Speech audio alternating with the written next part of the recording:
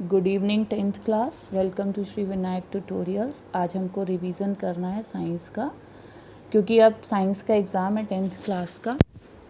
तो उसमें हम इलेक्ट्रिसिटी के चैप्टर का क्विक रिवीजन करेंगे। पीछे की बैक एक्सरसाइज का क्वेश्चन नंबर 1 है, a piece of wire resistance R is cut into 5 equal parts. एक छोटे से पीस ऑफ वायर है, उसको 5 इक्वल पार्ट्स में काटा गया है, तो फिर उनको पैरेलल में लगाया गया है। पैरेलल सीरीज़ हम जानते हैं इस तरीके से, ओके।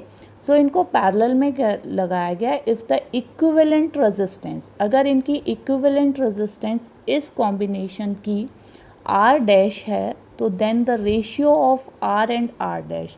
अब हमें ratio of R and R dash निकालना है, तो कैसे निकालेंगे? तो रेजिस्टेंस जो है वो डायरेक्टली प्रोपोर्शनल टू होती है लेंथ के, ओके। किसके डायरेक्टली प्रोपोर्शनल होती है? लेंथ के। सो piece of wire has a resistance R and wire is cut into 5 equal parts. Suppose करो वायर की रेजिस्टेंस R है और उसको 5 इक्वल पार्ट्स में काट दिया, तो R/5 एक एक पार्ट की रेजिस्टेंस हो जाएगी।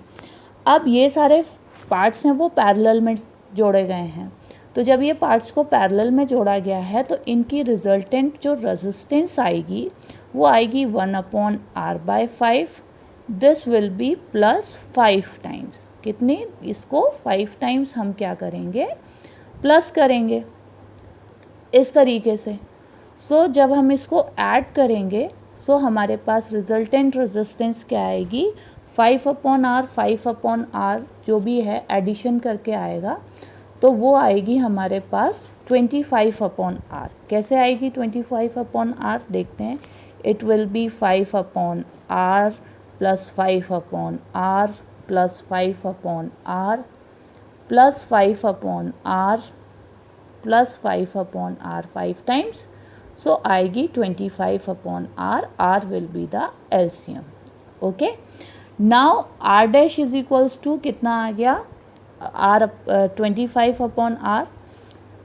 सो इसको हम रेसिप्रोकेट करेंगे तो R dash is equals to आएगा R/25।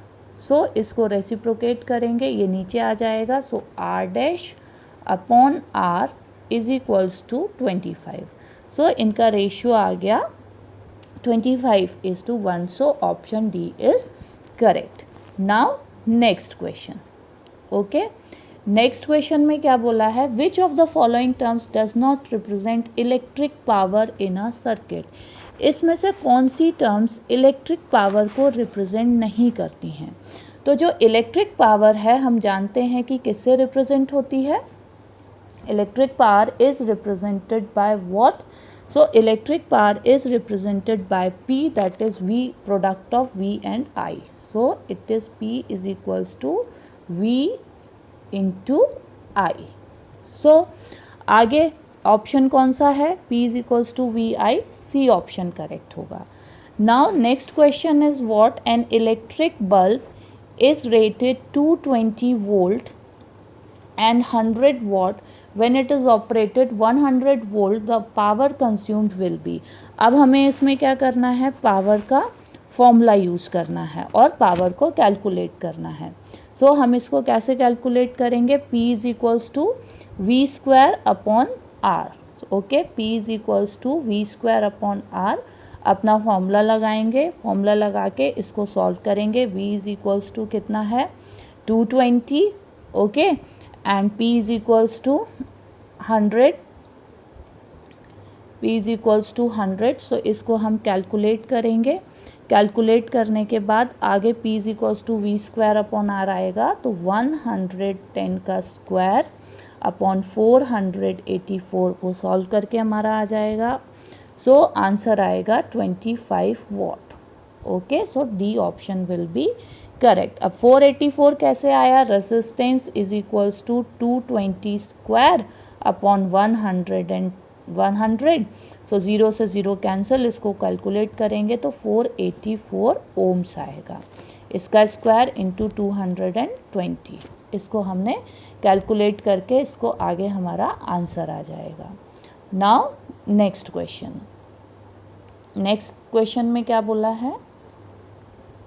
two conducting wires of same material and of equal length, okay, and equal diameters are first connected in series, पहले इनको series में connect किया गया, and then in parallel in a circuit across the same potential difference, the ratio of heat produced in series and parallel combination would be, मतलब जो दो wires हैं same material के वो इक्वल लेंथ के हैं और इक्वल डायमीटर्स के, तो पहले उनको सीरीज़ में फिर पैरेलल में कनेक्ट किया गया।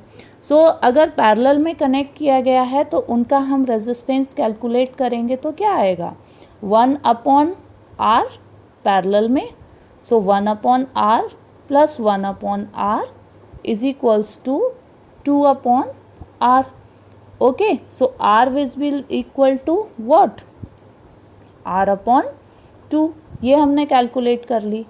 फिर आगे इसको हमने r/2 कैलकुलेट कर लिया पैरेलल की। अब हमको क्या करना है सीरीज़ में कैलकुलेट करना है, किस में सीरीज़ में। तो सीरीज़ में कैलकुलेट करेंगे रेजिस्टेंस, तो it is r plus r that is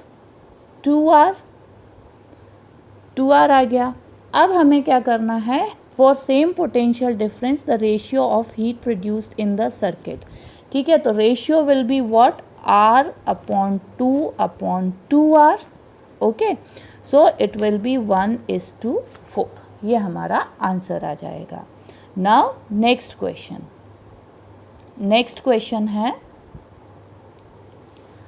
how is voltmeter connected in the circuit to measure the potential difference between 2 points. 2 points में वोल्टमीटर को कैसे कनेक्ट करते हैं, तो पैरेलल कनेक्ट करेंगे। इसमें आंसर हम लिखेंगे पैरेलल में।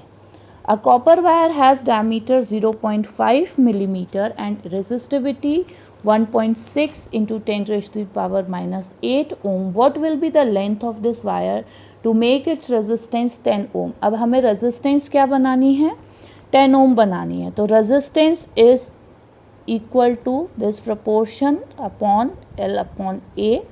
सो dash this is resistivity that is equals to 1.6 into 10⁸8, R is equals to 10 ओम हमको पहले बोल दिया है। अब हमें इसमें कैलकुलेशंस करनी है। Area of cross section is πr², तो 3.14 इंटू 0.000025 का स्क्वायर, इसको हम सॉल्व कर लेंगे फॉर्मूले में, बाकी की कैलकुलेशंस करेंगे। कैलकुलेशंस थोड़ी लंबी जाएगी, इनको हम स्पेस लेके फिर कैलकुलेट करते हैं। सो इसको कैलकुलेट करेंगे तो हमारे पास आएगा 10 इंटू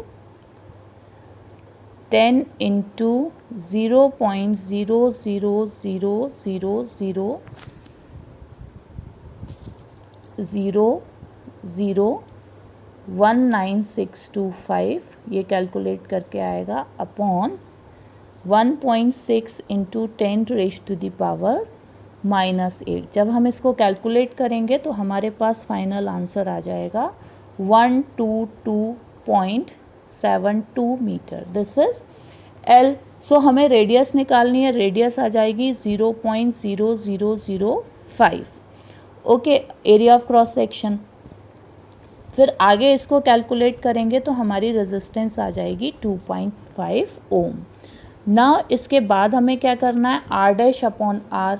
सो R'/R करेंगे, सो आंसर आएगा 2.5/10, सो इट विल बी 1/4। इसको कैलकुलेट करेंगे 1/4। सो फाइनल आंसर क्या होगा, फाइनल आंसर होगा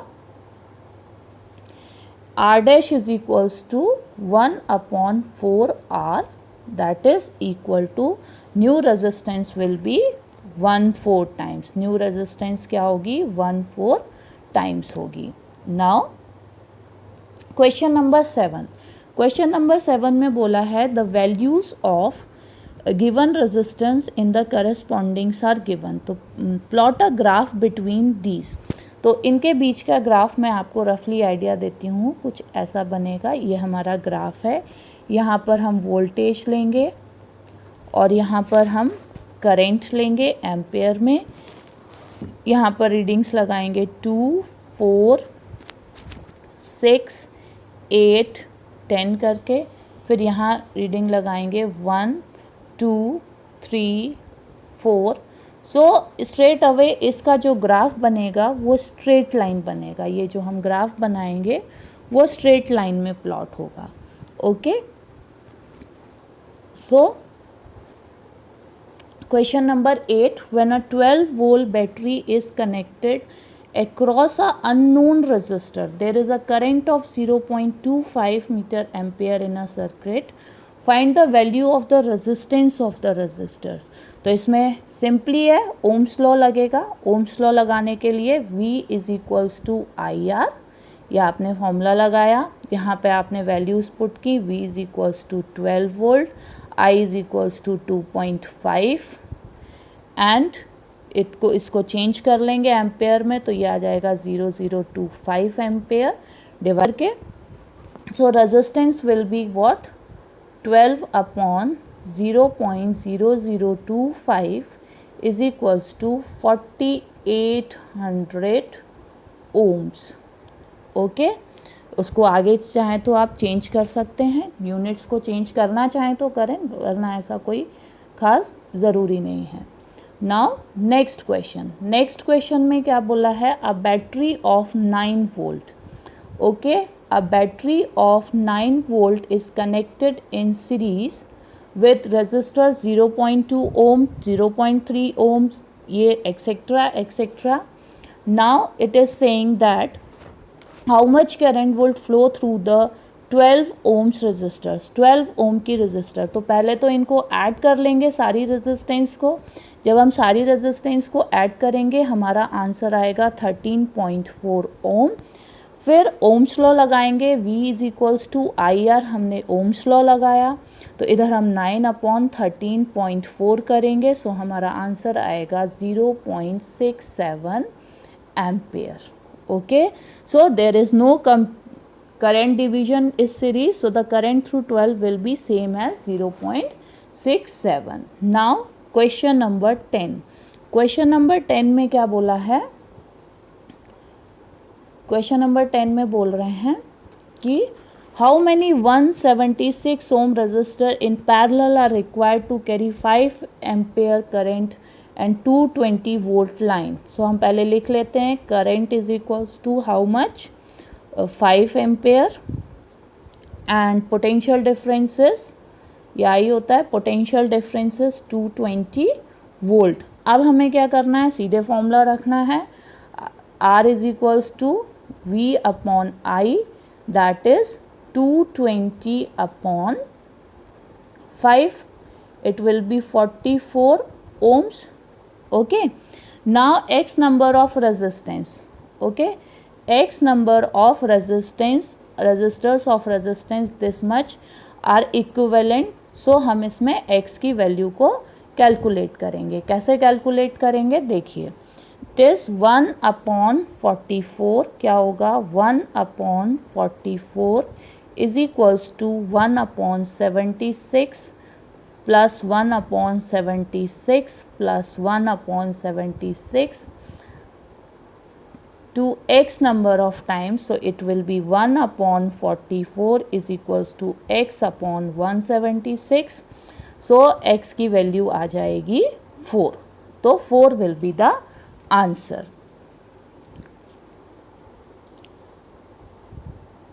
so this is the questions. आगे के क्वेश्चंस हम नेक्स्ट क्लास में सॉल्व करेंगे। जाते जाते चैनल को सब्सक्राइब कर दीजिएगा और वीडियो को लाइक कर दीजिएगा ताकि अगली क्लास भी आपको मिल जाए अटेंड करने को, आपको नोटिफिकेशंस मिलते रहेंगे। Till then all the best for exam, bye bye.